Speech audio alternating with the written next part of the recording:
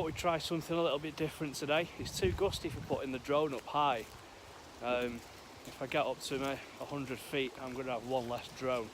It's really gusty up there. So we've come to the woodlands. Nice and quiet, a little bit windy down here, but not too much, I don't think. There's one or two things to crash into. Try my best, but let's have a play around with sport mode.